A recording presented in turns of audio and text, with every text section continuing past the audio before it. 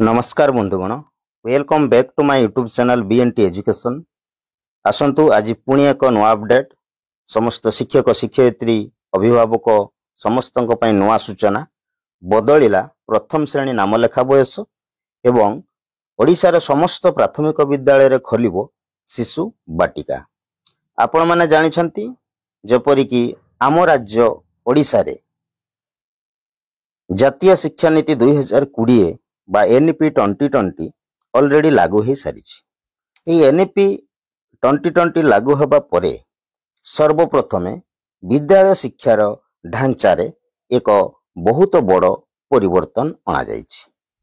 पूर्वरु थिबा शैक्षिक ढांचा 10+2 को बदलाई वर्तमान शैक्षिक ढांचा को 5+3+3+4 ढांचा को एडप्ट करा जाइछि। तद अनुसार गवर्नमेंट ऑफ ओडिशा एवं school and mass education department तरफ एक विज्ञप्ति प्रकाश पाई। जो विज्ञप्ति रे दुईटी बड़ परिवर्तन सूचना दि जाइछि। प्रथम पॉइंट रहुछि आपणकर नामलेखा बयस।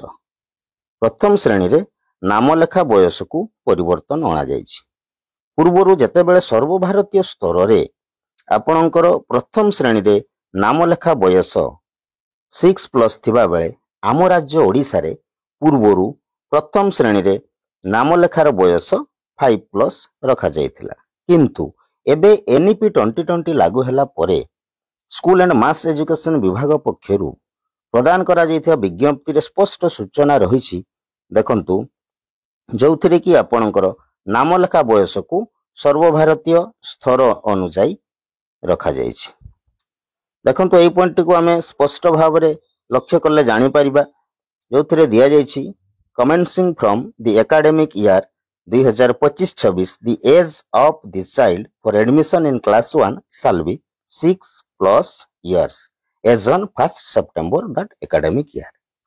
अर्थात प्रथम श्रेणी रे नाम लेखाइया पय आसुथबा पिलाटीर बयस 6+ हेबा दरकार एवं सेथिपाई गोटे कट ऑफ डेट मध्य निया जाइछि। देखंतु कट ऑफ डेट कोन ना आगरु आम पाखरे कट ऑफ डेट रहुतिला आपणकर पिलाटीर बयस 1 April सुधा 5+ हबार थिला।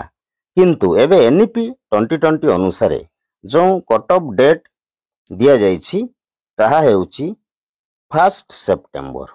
अर्थात 1 September सुधा प्रथम श्रेणी रे नाम लेखाइया पय आसीथिबा पिलाटीर बयस 6+ हबा दरकार। ये थिला प्रथम अपडेट। एवं द्वितीय अपडेट कोन ना द्वितीय अपडेट टी होउछि पिलाटी आपणकर प्रथम श्रेणी रे नाम लेखाइया बेलकु तार 6+ हेइथिबा दरकार। First point then second point रहुछि।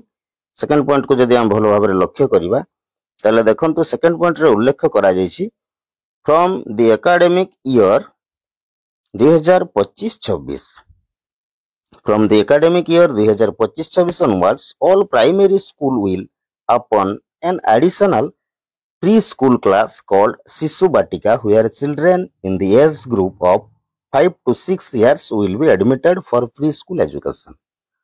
अर्थात विभागर सूचना अनुसार ओडिशार प्रत्येक प्राथमिक विद्यालय रे वर्तमान आमको गोटे एडिशनल क्लास ओपन करिवार अछि जहार नाम रखा जाइछि कोन ना शिशु बाटिका।